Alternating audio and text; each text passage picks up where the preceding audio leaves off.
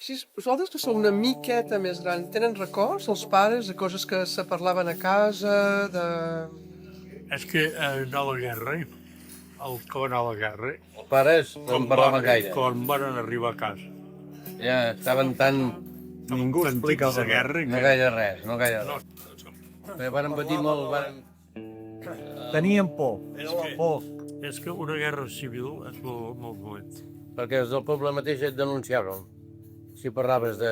Clar, si sentíem parlar de la guerra i del contrari, et denunciaves. Aquí, ben jo era de 5 o 6 anys tenia, van venir els primers castellans, aquí a Tarragona. 47, 78. Van venir els primers, primera família, aquí a Tarragona. A davant de casa, al carrer de Santa Caterina, en deien el carrer de les barraques.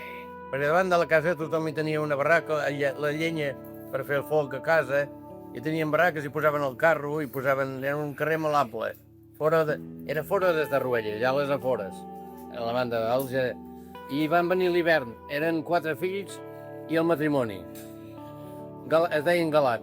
Doncs jo me'ls mirava, tenia 5 anys, encara me'n recordo, els mirava de la finestra, com dormíem, perquè no hi havia forta ni hi havia res, només allà encatauats i ja està, i de la finestra els veia.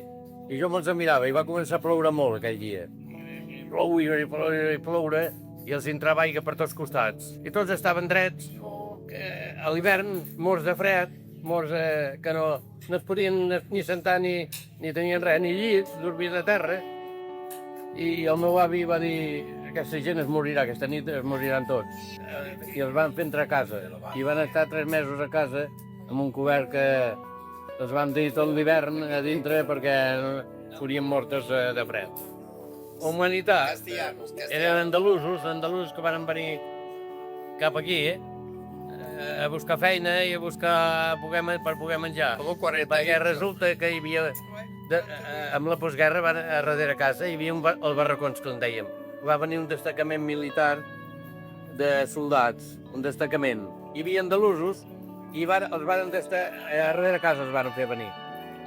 Els soldats aquells, 150 o 200 n'hi havia.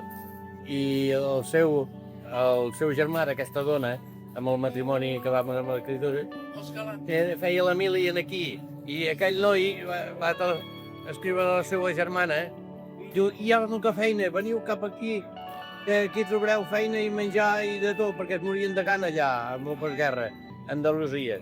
I aquells senyoritos, el que era de la banda roja, encara no els volien llogar, encara més. Així aprofitaven més encara. I els va fer venir. I al moment d'arribar a ells, aquell destacament ja l'havien pogut fora, eren en una altra zona ja. Quan va arribar aquí no van veure ni el seu germà ni ningú. Van quedar pobrets. No sabien què fer ni on fin d'anar. La Pura, que en deien la Pura, era andalusa, van ser molt amics amb la meva mare, van ser tota la vida, perquè eren un de família. És una història maca. Maca i tristona. I trist,